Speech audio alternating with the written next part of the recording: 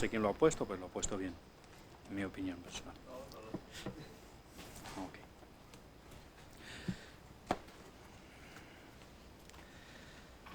Tal como os comenté el domingo anterior, hoy estaremos viendo la segunda parte de la exposición del texto de Marcos 6, 45 al 52. Le había pedido al hermano que ya lea el texto bíblico. Y también pues les había informado el domingo anterior que hoy abordaremos el tema principal de este mensaje, porque el domingo anterior más bien hemos bordeado las enseñanzas del mensaje. Así que no perdamos más tiempo y iniciamos con introducción directamente, porque ya la lectura del texto se hizo, el pastor oró y como sabéis acostumbro dar un contexto anterior antes de iniciar la exposición y un breve recordatorio cuando es necesario. En este caso pues sí es necesario. La palabra breve, pues no, todavía estoy luchando con ella, pero intento ir deprisa. Bien, como somos humanos y tenemos la mente dispersa en varios lugares y acontecimientos, cada uno venimos después de una semana de ajetreo, de trabajo, de estudios y lo demás, considero que es necesario para un buen provecho de la exposición de la palabra que recordemos ese contexto en el que ocurrió el evento que expondré a continuación. El contexto histórico fue el siguiente. Los discípulos apenas habían vuelto de su expedición misionera a la que Cristo les había enviado y contaban las maravillas que Dios había hecho por medio de ellos. Perdón. Cuando los discípulos de Juan el Bautista llegaron también con la triste noticia de que Herodes Antipas había decapitado a su maestro. Jesús llevó a sus discípulos en un lugar desierto para que pudieran descansar un poco, pero las multitudes lo descubrieron y acudieron ahí en masa, siendo unos 5,000 hombres aparte de mujeres y niños.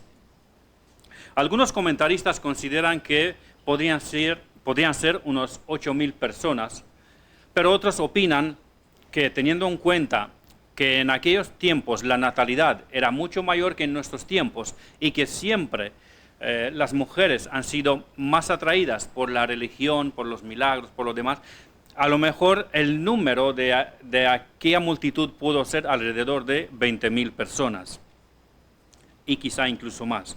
Sea que fueron 8,000, o sea que fueron 20,000 o cuanto fueran, el asunto es que fueron muchísimos. En esta multitud había muchos enfermos y Jesús, según Mateo 14:14, tuvo compasión de ellos y sanó a los que de ellos estaban enfermos. Ese versículo lo encontramos en el Evangelio según Mateo 14:14. Como el día era avanzado y el lugar desierto, es decir, apartado de los pueblos o ciudades, los discípulos le sugirieron a Jesús que despidiera a la gente para que fueran a sus casas antes de anochecer, o al menos que pudieran llegar a los pueblos para comprar alimento.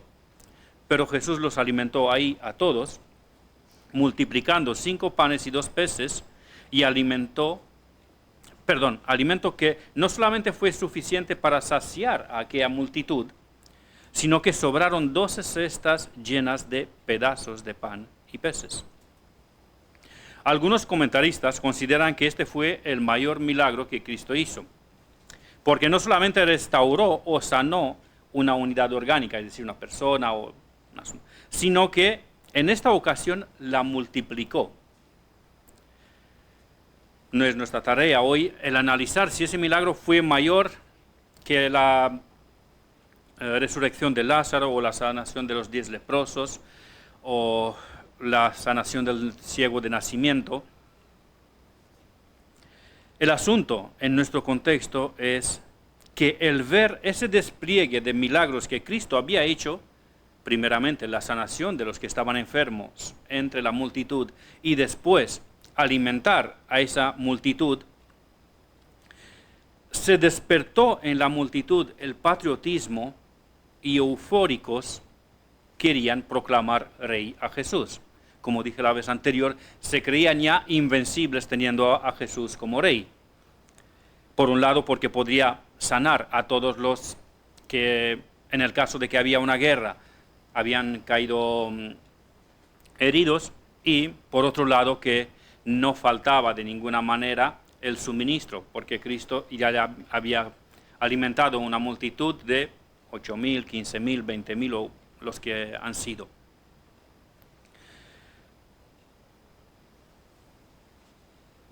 Las expectativas de los discípulos de Cristo no eran muy diferentes a las de la multitud, dado que, triste y erróneamente, parece que en las sinagogas los fariseos y maestros religiosos predicaban un Mesías político y social. Uno que devolvería la gloria de Israel como en los días de David o de Salomón. Los mismos discípulos tenían esas expectativas. Dos de ellos, Juan y Jacobo, apodados Boanerges, llegaron a pedir los lugares de honor a la izquierda y a la derecha suya cuando instauraría su reino. Y dicho pensamiento de un reino local en Jerusalén persistió en la mente de ellos incluso después de la resurrección de Jesús, porque leemos en el libro de los Hechos, capítulo 1, versículo 6, que les dice que los discípulos le preguntan a Jesús lo siguiente. Entonces los que se habían reunido le preguntaron diciendo, Señor, ¿restaurarás el reino de Israel en este tiempo? Parece que les llevó mucho tiempo hasta que entendieron que el reino de Cristo no era de este mundo, tal como él mismo se lo había dicho a Pilato en Juan 18:36. Tristemente, algunos cristianos evangélicos todavía están esperando este reino, un reino terrenal de Jesús en Jerusalén. Pero este no es el tema del mensaje de hoy, y yo personalmente confieso que necesito estudiar mucho más este tema antes de poder opinar clara y objetivamente. Así que seguimos con el recordatorio del mensaje anterior, esto es, con el deseo revolucionario de la multitud y posiblemente también de los apóstoles, o más bien probablemente también de los apóstoles. Cuando hablé de este aspecto en el mensaje anterior, me permití una broma con sarcasmo al afirmar que sería tremendo que unos hijos del trueno, ¿os acordáis que Boanerges significa hijos del trueno? Que sería tremendo que en un país los hijos del trueno sean el ministro de Defensa y el ministro de Interior. Y ahí pues me permití la broma de que Judas sería lo más apropiado en el Ministerio de Igualdad, que haría buena pareja con Irene Montero. Reconozco, confieso que fui cruel. Creo que es un castigo demasiado grande para Judas tener que compartir ministerio con Irene Montero por 4 años. Sí. Otra cosa que observamos y aprendimos la semana anterior fue que, a pesar de que Jesús, en su omnisciencia, sabía que la gran mayoría de esa multitud no creían verdaderamente en Él, sino que la fe de ellos era superficial, les trató con paciencia y misericordia. Con firmeza, pero también con paciencia y misericordia, dándonos así un ejemplo a seguir para que nos esforcemos y con la ayuda del Espíritu Santo que habita en nosotros, eso sí, si somos en verdad sus discípulos, podamos conseguir tener en nuestras vidas ese equilibrio santo de firmeza y al mismo tiempo paciencia y misericordia. También recordamos la importancia de la oración, aquella oración que no es obligatoria, aquella oración que no es solamente porque toca, que no es solamente una lista de peticiones, sino aquella oración que es un tiempo de adoración, un tiempo de agradecimiento al Señor, un tiempo de gozar en la presencia de Dios, un tiempo cuando arrodillamos nuestras almas a los pies de Cristo y decimos, habla Jehová, porque tu siervo escucha. Aquella oración mezclada con estudio bíblico donde uno se expone a la palabra para que Dios lo alimente y lo santifique y lo transforme cada vez más en la imagen del precioso Hijo de Dios. También hemos hablado de la omnipresencia de Jesús, y eso haciendo referencia a cuando Él vio a sus discípulos a unos 5 kilómetros de distancia, ocultados por las olas y la oscuridad. Jesús estaba en el monte orando y ellos en el medio del mar, pero aún así los vio, porque Cristo, en su naturaleza divina, mantuvo sus atributos divinos, aunque estos atributos divinos estaban ocultados por su cuerpo humano. Vimos también la perseverancia de los apóstoles en obedecer a su maestro. Aunque lo hicieron de mala gana, aunque estaban en una situación de extremo cansancio físico, aunque estaban en una situación en cual todas las circunstancias climatológicas estaban en contra, al final obedecieron a Jesús y perseveraron en la obediencia. Sin entender, de mala gana, cansados y con todo en contra, pero obedecieron y perseveraron en la obediencia. Tal como lo afirma el dicho popular sobre la perseverancia. Persevera hasta que lo consigue o muere en el intento. Otra afirmación que hice en el mensaje anterior, en el mensaje del domingo anterior, fue que nosotros, la Iglesia Bautista Bíblica de Móstoles, no espiritualizamos o no alegorizamos los textos bíblicos cuando no se trata de literatura poética o profética. En los textos poéticos, proféticos y apocalípticos es necesario, es obligatorio alegorizar porque así fueron dados de Dios a su Iglesia. Pero los textos históricos, biográficos o teológicos, las cartas universales, las cartas paulinas, se han de interpretar literalmente. Por eso no dije, y no voy a decir tampoco ahora, que el mar de Galilea simboliza el mundo caído, que el viento simboliza los corrientes de pensamientos que nos golpean y nos atacan, y la barca es el símbolo de la Iglesia. Porque si diría eso, ¿qué hacemos que Cristo estaba fuera de la barca? ¿Decimos que Cristo no está en medio de su Iglesia? ¿Entendéis el peligro de alegorizar textos que no se deben alegorizar? Estaríamos obligados a sacar conclusiones equivocadas. ¿O qué diríamos de Pedro cuando bajó al mandamiento de Cristo? ¿Que por un momento Pedro perdió la salvación y luego volvió enseguida a ser salvo cuando subió a la barca con Cristo? No, sería absurdo afirmar eso. Por último, aprendimos que por la ausencia del detalle de que Pedro también anduvo sobre el mar, cuando Cristo así le mandó, podíamos aprender que el púlpito no es para que el predicador sea el protagonista, sea que él consigue eso por medio de su carisma, contando bromas, o por medio de contar experiencias personales, sino que, así como han puesto aquí, el púlpito es para predicar a Cristo y solamente a Cristo y la totalidad de su palabra. Y aquí pues tengo que confesar una cosa más, no fui lo suficientemente claro y posiblemente dejé la impresión de que yo pienso que en el púlpito de ninguna manera se puede hacer alguna broma o contar algún testimonio, y por eso pues quiero aclarar que no quise decir eso, sino que lo que quise transmitir fue que de ninguna manera debemos permitir que el púlpito se transforme en una plataforma donde el protagonista sea el predicador, por medio de sus bromas, experiencias, sino que en el púlpito el protagonista siempre debe de ser Cristo. No quise decir que si el predicador tiene carisma y de vez en cuando usa alguna broma o anécdota de buen gusto para explicar algún punto de su mensaje, está mal. Por ejemplo, a mí me encantaría tener el carisma que tiene el pastor. Yo cuando ese mensaje que fue su récord de tiempo, a mí no me costó escucharle. Era consciente que fue muy largo, pero no me costó escucharle, porque por su carisma, por su forma de ser, por cómo transmite la información, se hace fácil de seguir. Yo os confieso que de aquí a algunos de ustedes, después de unos 20 minutos, os veo cabeceando, y tengo que hacer un esfuerzo para transformar eso.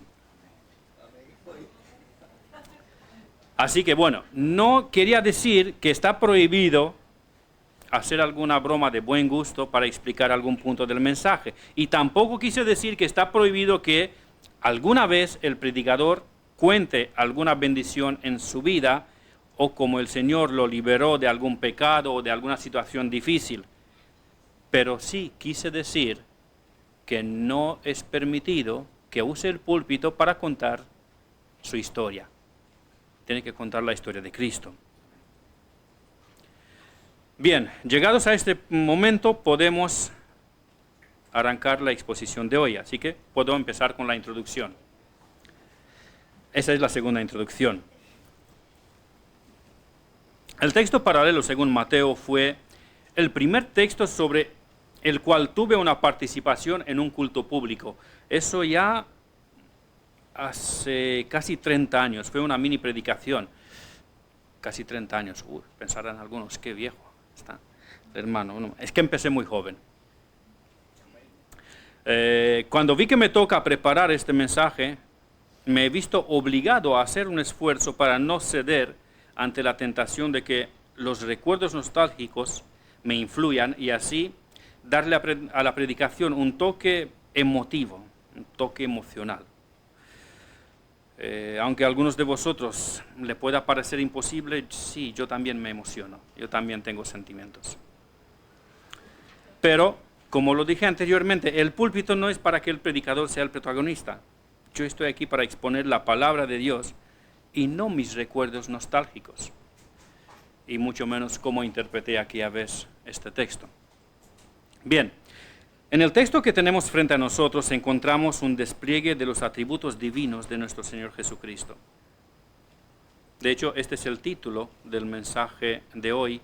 Y Maffer, si me ayudas, por favor, para poder poner la primera diapositiva. Ahí, perfecto. Bien, gracias. Jesús camina sobre el mar, segunda parte, un despliegue de los atributos divinos de Cristo. Marcos 6, 45 al 54, el hermano ha leído el texto. En el mensaje anterior vimos algo de la firmeza, la paciencia y misericordia de Cristo, como ya lo recordé, y más ampliamente el atributo de la omnipresencia de Dios en la presencia del Hijo de Dios, y también algo de su omnisciencia. La omnisciencia de Dios está estrictamente relacionada con su omnipresencia. Bueno, en realidad todos los atributos de Dios se relacionan entre sí porque ningún atributo actúa en solitario, sino, tal como afirmé anteriormente en el discipulado, Dios existe en perfecta armonía y felicidad consigo mismo y con cada uno de sus atributos. Pero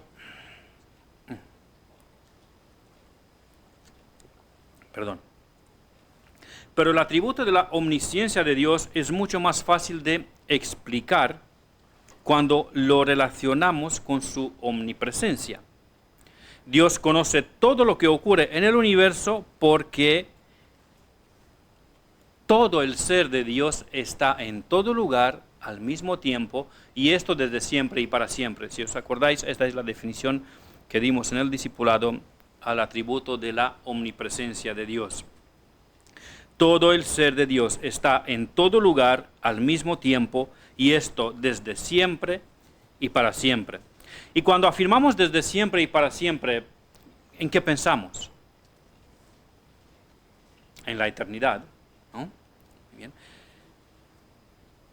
O sea que cuando afirmamos desde siempre y para siempre nos acordamos de la eternidad de Dios, que es otro de sus atributos, otra de sus cualidades o perfecciones. Con respecto a la omnisciencia de Dios, no solamente nos habla de que Dios conoce todo lo que ocurre en el universo, sino que conoce cómo funciona el universo. Las leyes físicas de sus galaxias y constelaciones, y asimismo el cómo funciona cada ser viviente.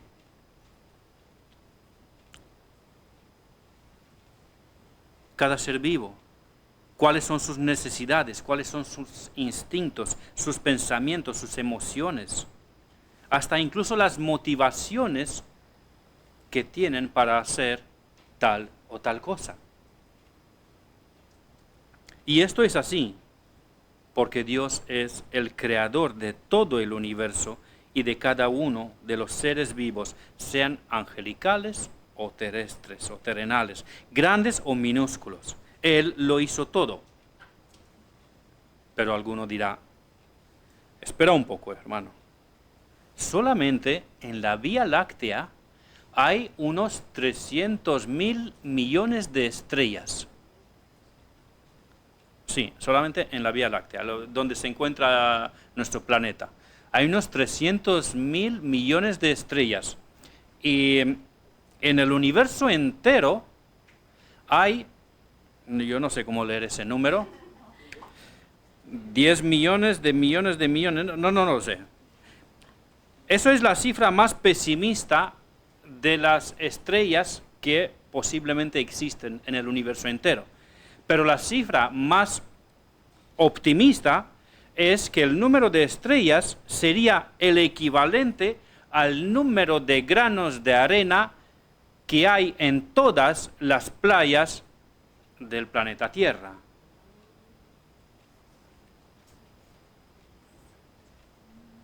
¿Cómo es posible, pensarán algunos, cómo es posible que Dios sepa todo y absolutamente todo en este universo? Bueno, me alegro que lo has preguntado. No sé quién ha sido, pero sí, alguien preguntó. Como yo no soy de ninguna manera un genio en física, y creo que eso es más que evidente, de hecho os confieso que en la secundaria no éramos nada amigos. En Rumanía la física y la química son dos asignaturas, no como aquí una sola asignatura. Me conformaba con que aprobaba. Así que bueno, como no soy un genio en física, no te voy a deslumbrar con alguna respuesta extravagante de, no sé si se llamaría astrofísica o cómo se llamaría. Y tampoco soy un genio en teología, y por eso no podré darte una explicación teológico-académica.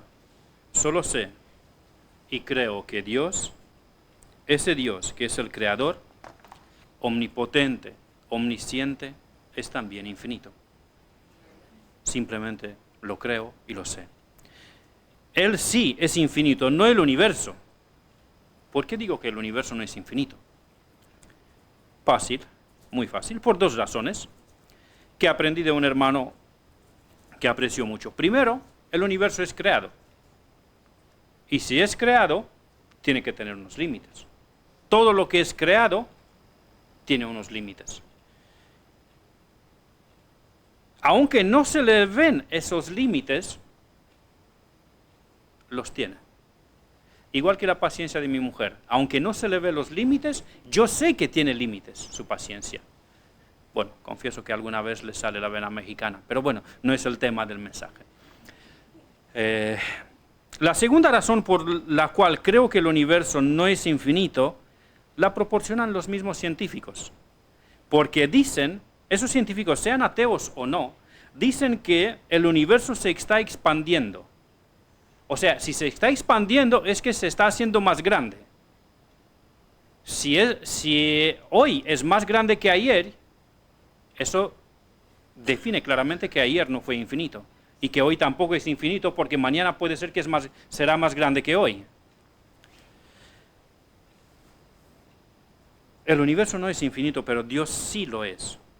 E infinito es cada uno de sus atributos. Entre los atributos de Dios hay interdependencia. Cada uno es como los demás. Se relacionan, se armonizan, se condicionan. Por ejemplo, ¿cómo es el amor de Dios? El amor de Dios es infinito, es paciente, es santo, es fiel, es bondadoso, etc. Pero bueno, no me extenderé más en esto. Como dije, en esta ocasión abordaré la enseñanza principal de ese texto y todavía no la he empezado. Y la enseñanza de ese texto, la enseñanza central, es el despliegue, la manifestación de varios de los atributos divinos de Cristo. Leamos, me refiero a la manifestación de estos atributos de Cristo en ese texto.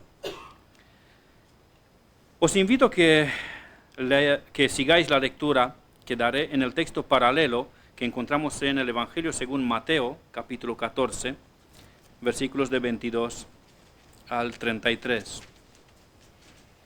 Mateo 14, del 22 al 33.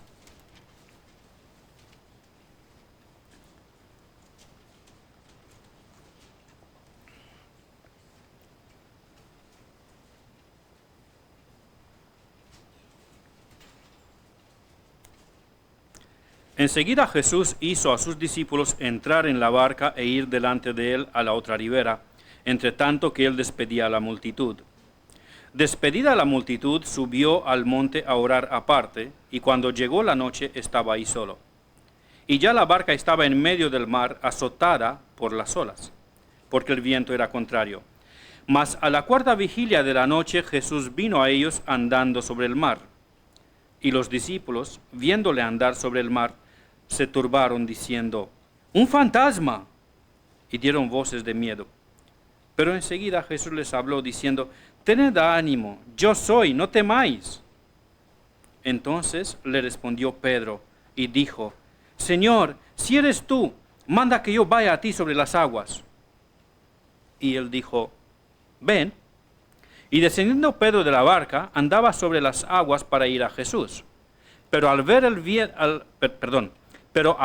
el fuerte viento, tuvo miedo y comenzando a hundirse, dio voces diciendo: Señor, sálvame. Al momento Jesús, extendiendo la mano, asió de él y le dijo: hombre de poca fe, ¿por qué dudaste? Y cuando ellos subieron en la barca, se calmó el viento.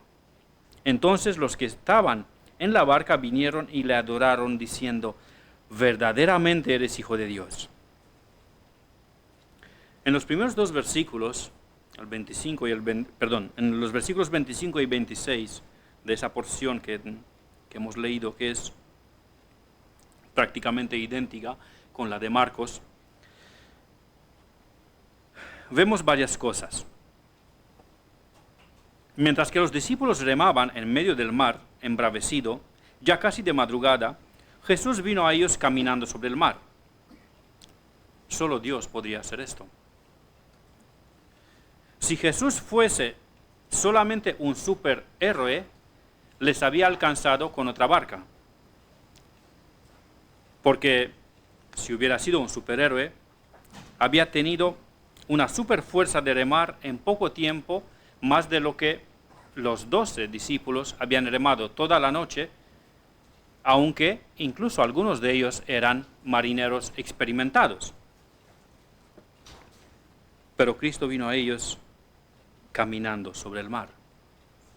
No vino nadando, que habría sido una proeza mayor incluso que alcanzarlos con otra barca. No vino en una barca, sino vino caminando sobre el mar. Espero que no hemos perdido de vista que había un viento que hacía que la barca estuviera azotada por las olas, dice en el versículo 24. Si Cristo no hubiera sido Dios y el mar no lo hubiera reconocido como Dios, no hubiera reconocido su autoridad y no se hubiera achuchado a sus pies como un perrito a los pies de su amo, el viento y las olas, aparte de las leyes físicas que le harían hundirse, el viento y las olas le habrían impedido avanzar caminando. Juan Carlos Rail, en sus meditaciones en los Evangelios, escribe lo siguiente: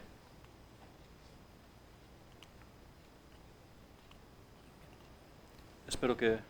No, aquí no se ve todavía. Ahora sí, ¿no? Va, bien.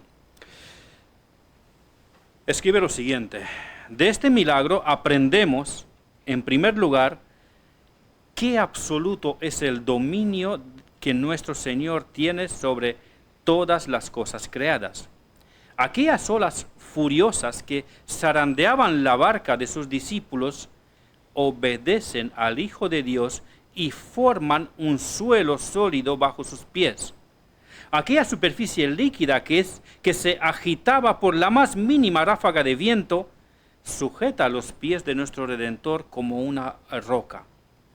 Cita de las Meditaciones sobre los Evangelios de Juan Carlos Rail. Si los 12 apóstoles que estaban en la edad de su mayor capacidad física, y como dije, muchos de ellos marineros experimentados, apenas avanzaron unos 5 kilómetros en casi toda la noche, si Cristo no fuese Dios, de ninguna manera les habría podido alcanzar. Era literalmente imposible.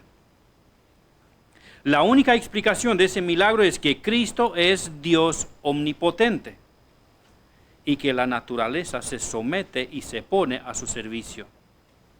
¿Pero qué implica eso de que Cristo es Dios omnipotente? ¿Qué significa omnipotente? Podríamos decir que la omnipotencia de Dios nos afirma que Dios tiene un poder absoluto. O la definición que vamos a dar en el discipulado, cuando hablamos del poder absoluto de Dios, nos referimos a que Dios tiene todo el poder para hacer todo aquello que su santa voluntad, su sabiduría, su providencia y sus demás atributos deseen. ¿Cuánto de grande es su poder? Dios es infinito, e infinito es cada uno de sus atributos, en consecuencia, infinito es su poder. No hay nada que Él quiera hacer, pero que no pueda conseguirlo. Wayne Grudem, en su libro de Teología Sistemática, define la omnipotencia de Dios de la siguiente manera. La omnipotencia de Dios quiere decir que Dios puede hacer toda su santa voluntad. Aunque el poder de Dios es infinito, su uso de ese poder queda determinado por sus atributos, tal como todos los atributos de Dios determinan todas sus acciones. El poder de Dios es infinito, es ilimitado. Él puede hacer cualquier cosa, teóricamente hablando. Pero en realidad, el poder de Dios es, y no voy a decir una blasfemia, el poder de Dios es limitado por su carácter, por su voluntad, por sus atributos. Hermanos, aunque os sorprende a algunos de vosotros, Dios no puede hacer todas las cosas. Por ejemplo, Dios no puede pecar. O Dios no puede hacer algo que no sea en completa y perfecta armonía con su santa voluntad y con su carácter y con sus atributos. Tristemente, en el último tiempo, en las iglesias evangélicas, se ha hecho mucho abuso de versículos como Lucas 1:37, que dice, porque nada hay imposible para Dios. O como Marcos 10:27, cuando Jesús mirándolos dijo, para los hombres es imposible, mas para Dios no, porque todas las cosas son posibles para Dios. El abuso se ha hecho principalmente por una mala y superficial interpretación de la palabra. Porque si estos dos versículos se hubieran interpretado en su contexto cercano y asimismo en su contexto general de la Escritura, se habrían dado cuenta de que estos versículos no dicen que Dios puede hacer absolutamente todo. Como dije, Dios no puede pecar o no puede hacer nada que sea en contra de su voluntad. Muy rápidamente, y eso sí, breve, rápido, en el primer caso, el ángel Gabriel le aseguró a María, esa cita de Lucas 1:37, en ese caso, el ángel Gabriel le aseguró a María, la madre de nuestro Señor Jesucristo, que la profecía que él le trajo, que se iba a quedar embarazada siendo virgen, se iba a cumplir. Y le garantiza que esa profecía se va a cumplir con esa afirmación. Nada hay imposible para Dios. Pero se refería a esa situación, no a todo. En el segundo caso, el Señor Jesucristo hace esa afirmación en un contexto muy concreto. ¿Cuál es ese? Pues un joven rico se acercó a Jesús preguntándole, ¿qué tendría que hacer para heredar la vida eterna? Este joven quería ser salvo por cumplir la ley. De hecho, estaba tan autoengañado que él creía que cumple perfectamente los mandamientos del Señor. Cuando el Señor le dice, primeramente, pues cumple esos mandamientos, y le cita varios mandamientos de la ley, el joven le contesta, si esto lo he hecho desde mi juventud, desde mi niñez. Estaba tan autoengañado que creía que está cumpliendo el decálogo. Entonces el Señor Jesucristo le manda a hacer algo que a nadie jamás le habría mandado. Demostrar que cumple, o mejor dicho, demostrar que no puede cumplir el resumen del decálogo, que son las 10 leyes. Amarás al Señor con todo tu corazón, con todas tus fuerzas, con toda tu mente y con toda tu alma. Gracias. Y amarás a tu prójimo como a ti mismo. Y cuando le dice que demuestre eso vendiendo todas sus propiedades, el joven se marcha triste porque no quiere hacerlo. Después de eso, el Señor Jesucristo afirma cuán difícilmente entrarán en el reino de los cielos, en el reino de Dios, los que tienen riquezas. Y esta afirmación sorprendió grandemente a los discípulos, porque ellos pensaban, lo que se enseñaba en las sinagogas judías, que las riquezas son una prueba de que Dios te bendice porque estás caminando bien delante de Él, porque obedeces a Dios. Y ahora, el Señor Jesucristo viene y dice, cuán difícilmente entrarán en el reino de los cielos los ricos. Y los discípulos se quedan, ¿cómo? Entonces, ¿quién va a ser salvo? Y Cristo contesta con esa afirmación. Para los hombres es imposible, mas para Dios no, porque todas las cosas son posibles para Dios. Pero se refería al asunto de que un ser humano, sea quien sea, no se puede salvar por obedecer la ley, porque nadie cumple la ley, y entonces necesita de una intervención milagrosa, graciosa de parte de Dios en su vida para salvarlo. Y por eso el Señor Jesucristo dice, para el hombre es imposible, pero para Dios es posible, porque todo es posible para Dios. Para el hombre es imposible salvarse, pero para Dios es posible, porque Dios puede salvarle. A eso se refiere. Dios no puede hacer todas las cosas. Dios no puede pecar. Dios no puede hacer nada en contra de su voluntad. Dios no es como digo, Dios no puede pecar. Dios no es como aquellos padres que se creen todopoderosos en sus familias y le dicen a sus hijos, hijo, no fumes, y él está con el cigarro en la mano. Y a mí no me cuestiones, yo soy el padre, a mí no me digas qué y cómo.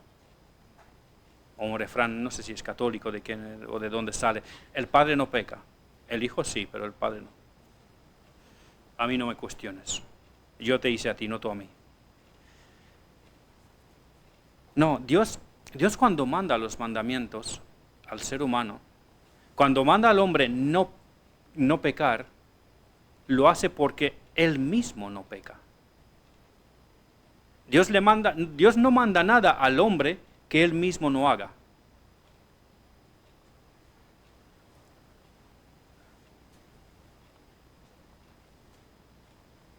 Muy probablemente, alguno aquí presente está impaciente a que acabe ya con esa porción y que hable ya algo de las fantasmas, porque ahí hablaba algo de fantasmas. A ver, como Costel no se muerde la lengua, va a decir, ¿cómo es el asunto con las fantasmas? ¿Hay fantasmas o no hay fantasmas? Porque los discípulos cuando vieron a Cristo caminando sobre el mar pensaron que es un fantasma. Bueno, no gastaré demasiado tiempo con eso, pero entraré un poco al saco, no puedo perder mi reputación. Los discípulos cuando vieron a Jesús caminando sobre el mar pensaron que era un fantasma. Pregunta muy simple. ¿Quién era? Era Jesús.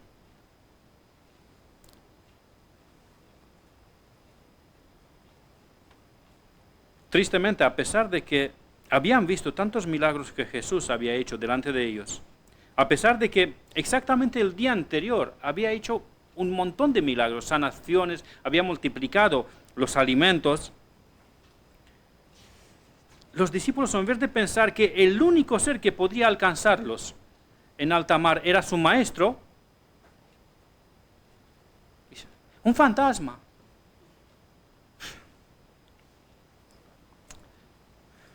Estáis viendo fantasmas, discípulos.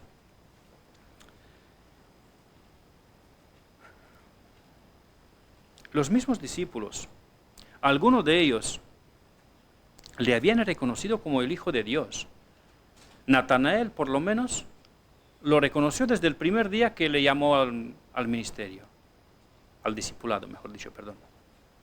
Le había dicho, tú eres el Hijo de Dios. Esos discípulos habían escuchado a muchos demonios confesando en el momento que Cristo les mandaba abandonar el cuerpo de alguna que otra persona. Esos demonios confesaban, tú eres el Hijo de Dios. ¿Has venido a atormentarnos antes del tiempo? Se le debería haber quedado, después de ver tantos milagros, después de escuchar tantos testimonios, este es Dios omnipotente. Pero ellos cuando lo ven, creen que ven un fantasma. Sobre este episodio, William Hendrickson dice lo siguiente: Herodes Antipas no era en modo alguno la única persona supersticiosa que se menciona en el Nuevo Testamento. ¿Os acordáis? Herodes Antipas, cuando escuchó que Jesús hacía los milagros que hacía, pensó, es Juan el Bautista que resucitó. Los discípulos ahora ven fantasmas. Los discípulos, sigo la cita, los discípulos también estaban todavía bajo la influencia de creencias irracionales fuertemente arraigadas. Matthew Henry, considerado por muchos el comentarista por excelencia, afirma lo siguiente sobre eso. Se asustaron ante su visión, suponiendo que habían visto una aparición, porque todos le veían y se turbaron. Pensando que había sido algún demonio o genio maligno el que los perseguía y provocó quizá esa tormenta. A menudo nos quedamos perplejos y nos asustamos con fantasmas, fruto de nuestra propia fantasía e imaginación. Así que con respecto a la pregunta que algunos puedan tener o esperan que yo les confirme la existencia de fantasmas, con este mensaje, con este pasaje, serán defraudados. Los discípulos creían que estaban viendo un fantasma, pero era Jesús. Muchos hoy día creen que ven fantasmas, pero en realidad es alguna sombra, algún reflejo, etc. No digo que no hay espíritus malignos, porque los hay, y la influencia de ellos se ve claramente en la sociedad. No digo que no hay espíritus malignos, pero no los hay en cada esquina, en cada rincón, para aterrorizar a las personas. Quien transmite ideas de casas habitadas por fantasmas, o ve fantasmas a todo paso, está viendo fantasmas. Espero que habéis pillado el sarcasmo. Ve fantasmas, pero ve fantasmas, o sea, cosas que no hay. Es decir, se está dejado llevar por su propia imaginación irracional. Y ya dejamos las fantasmas que sigan ahí, nosotros continuamos con el mensaje. Versículos del 27 al 31. Seguimos en el Evangelio según Mateo, el texto paralelo. Mateo 14, del 27 al 31. Pero enseguida Jesús les habló diciendo, tened ánimo, yo soy, no temáis. Entonces le respondió Pedro y dijo, Señor, si eres tú, manda que yo vaya a ti sobre las aguas. Y él le dijo, ven. Y descendiendo Pedro de la barca, andaba sobre las aguas para ir a Jesús. Pero al ver el fuerte viento, tuvo miedo, y comenzando a hundirse, dio voces diciendo: Señor, sálvame. Al momento Jesús, extendiendo la mano, asió de él y le dijo: Hombre de poca fe, ¿por qué dudaste? Me habría gustado abundar más en la explicación de esta parte, pero como el tiempo está bastante avanzado, no lo desarrollaré demasiado. El Señor Jesucristo tranquiliza a sus discípulos, diciéndoles que tengan ánimo, que no teman, porque es Él, el Maestro.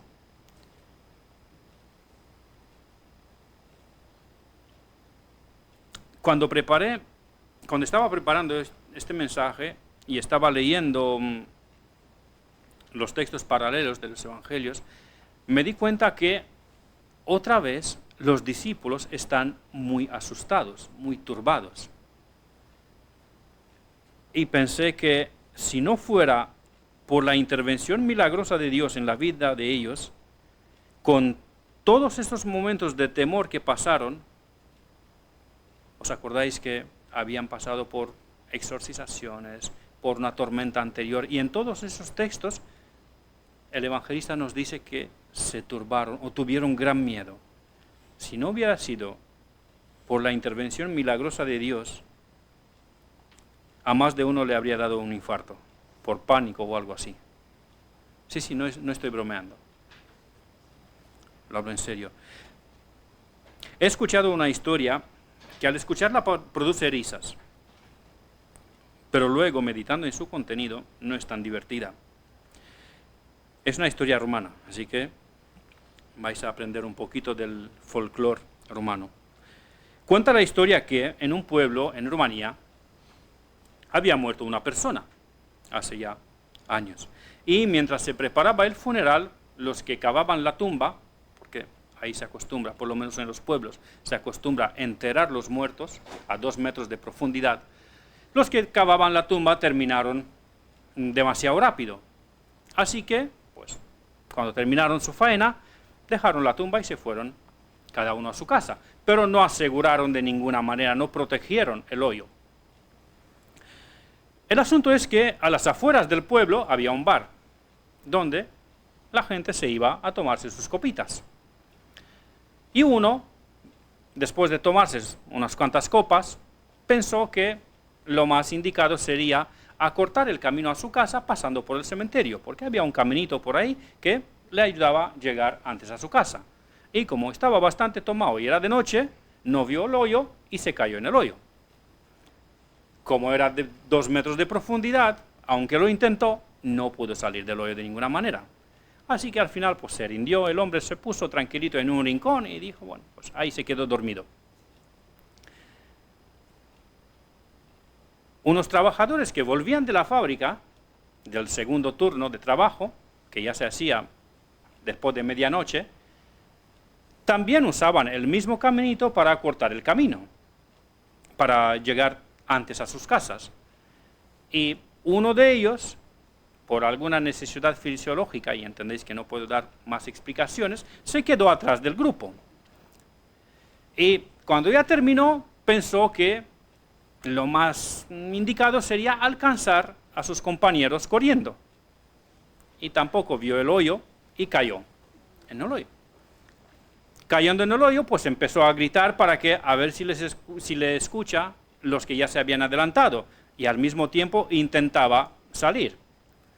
Pues por el ruido, por los gritos que él daba, el borracho se despertó y le dijo al que intentaba salir: tranquilo, que yo también lo he intentado y no lo he conseguido.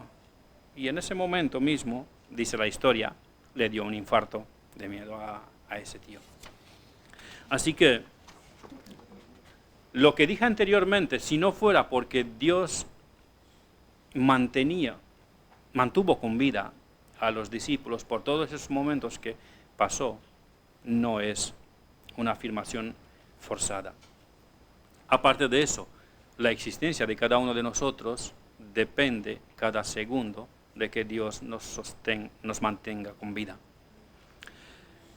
Los discípulos pasaron muchos sustos de muerte, literalmente. Si no los hubiera sustentado Dios con vida, no sé cuántos de ellos habían quedado en vida hasta el final de los 3 años de discipulado. Pero no se perdió ninguno, tal como Cristo lo dijo en su oración en Juan 17:12. Y quiero leer esa cita, Juan 17:12.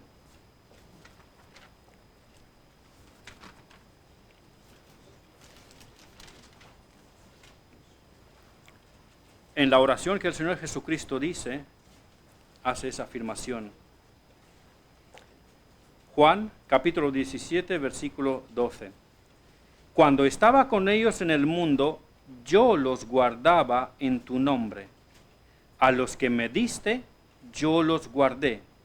Y ninguno de ellos se perdió, sino el hijo de perdición, para que la Escritura se cumpliese. Jesús les habló a los discípulos para tranquilizarlos, para darles paz, diciéndoles, tened ánimo, yo soy, no temáis.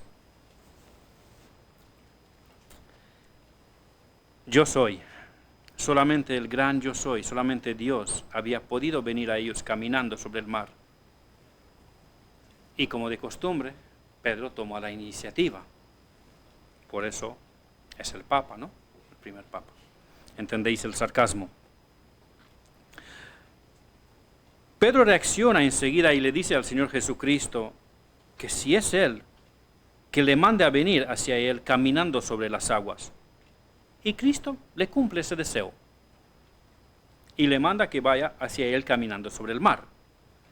Pedro desciende de la barca y camina sobre las aguas. Porque Cristo le sostiene. Y él puede caminar igual que Cristo, por medio de la fe. Pero al ver que el viento era fuerte, tuvo miedo y comenzó a hundirse. Al ver que el viento era fuerte, un momento. Pero si Pedro estuvo en medio del mar toda la noche remando en contra del viento, las olas, dice nuestro texto, que azotaba la barca. ¿Cómo que al ver que el viento, hasta ahora no había visto? ¿Hasta ahora no se había dado cuenta Pedro que el viento era fuerte?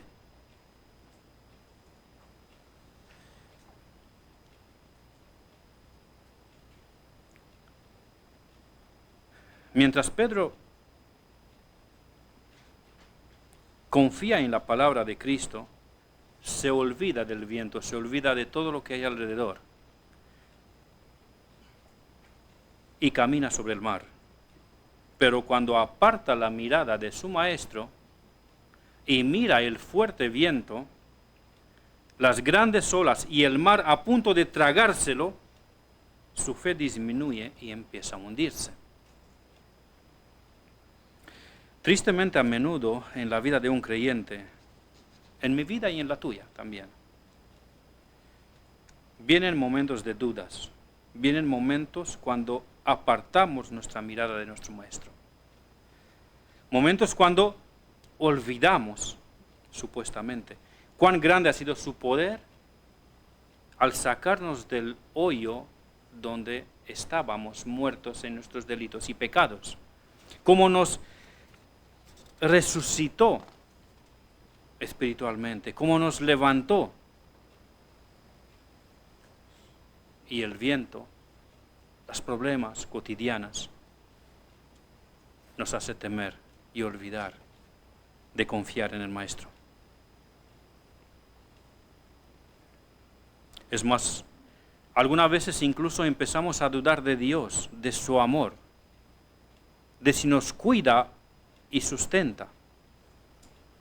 Empezamos algunas veces, por supuesto no lo decimos, porque se veía muy feo decir eso, pero incluso empezamos a dudar de su sabiduría. Si Dios en su providencia lo controla todo y yo estoy en esa circunstancia, como que algo de sabiduría le ha faltado a Dios. Y yo, si hubiera sido en su lugar, lo hubiera hecho de otra manera. No llegamos a decirlo así porque suena feo. pero tristemente lo pensamos algunas veces.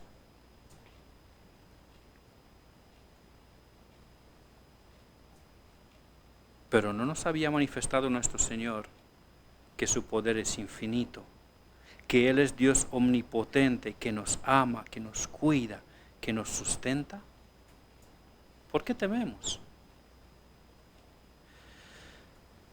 Menos mal que Pedro pidió enseguida auxilio, porque si no hubiera gritado, Señor, sálvame, el Señor Jesucristo habría tenido que mandar un pez para tragarlo, igual que a Jonás, y traerlo luego a superficie.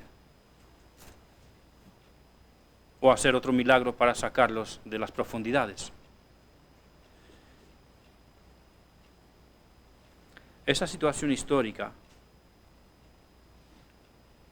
una situación real, que hasta cierto punto nos parece incluso un poco graciosa, nos ilustra que el sustentador de nuestras vidas, tanto físicas aquí en la tierra como espirituales, en el camino hacia la eternidad es Cristo.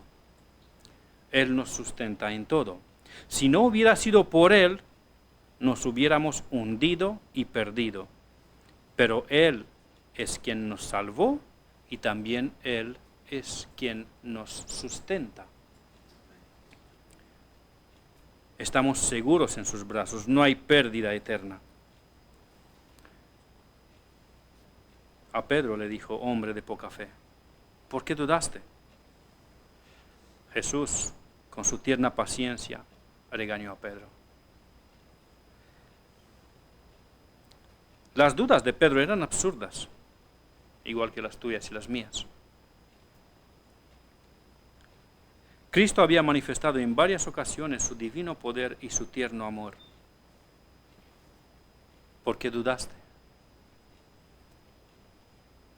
No hay razón para dudar. Sabemos y creemos que Él es Dios omnisciente, omnipotente, omnipresente. Sabemos que es paciente y misericordioso. Sabemos que Él es quien nos sustenta con la diestra de su poder. Y que nada ni nadie nos puede arrebatar de sus manos. Y que nada ni nadie nos puede separar del amor de Dios que está en Cristo Jesús. ¿Por qué dudamos? Que Dios nos ayude a confiar plenamente en Él, sabiendo que el Señor omnipotente que nos salvó, ese Dios que lo puede todo, ese Dios que nos salvó, ese mismo Dios nos sustenta. A Él sea la gloria. Amén.